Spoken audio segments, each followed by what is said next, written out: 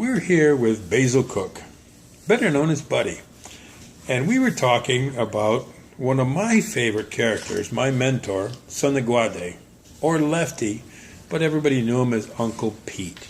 And Uncle Pete, he was everything to me, and a lot of people swore by him. Some people swore at him. My mom was one that went both sides of the fence because we hired him to come down on our farm, our dairy farm, to work for a summer. And after about 3 weeks, my mom said, "You know, Uncle Pete is being awful happy lately.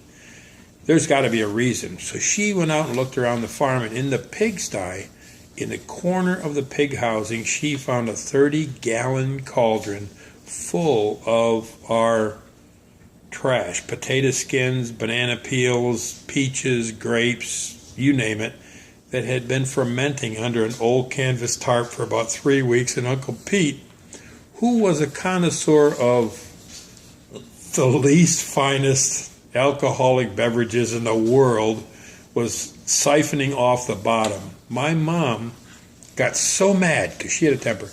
She tipped the 30-gallon cauldron over in the pigsty. She was so mad. Now the pigs, they're also connoisseurs of yucky alcohol.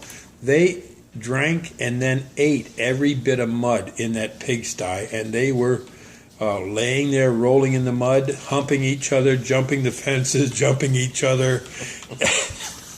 And it went on for hours. But another fan of Lefty, or Uncle Pete, is going to be Buddy. What do you remember about Uncle Pete, Buddy? Well, I remember Grandma, my father used to talk, and those days, whatever alcohol they put in your radiator of a car, they used to drain it out and drink it. And I'm not positive, but I think they used to screen it with bread. But they'd drink it, and that was their high. I had also heard about them straining it in cherries, which was a big misnomer. It doesn't take any of the lead or anything else out of it. Well, my mother used to get so mad because Uncle Pete would come by, got a quarter, and boy, because Grandma would get mad, he didn't want him to drink. And if I had a quarter in my pocket, he got it, and boy, he was the happiest guy in the world.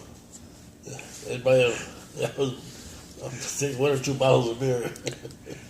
I was but a little kid, but I can remember when Uncle Pete would come to visit, my mom would go around the house and hide all of the aftershave, especially the Aqua Velva. Uncle Pete used to say, it leaves your breath feeling so minty. And the perfume and anything, rubbing alcohol. And he was about 80% blind from drinking wood alcohol, if I remember right. Well, he used to wear a hard hat all the time. Oh, my. An aluminum hard hat.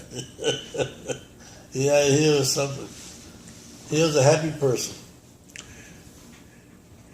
You can never forget Uncle Pete.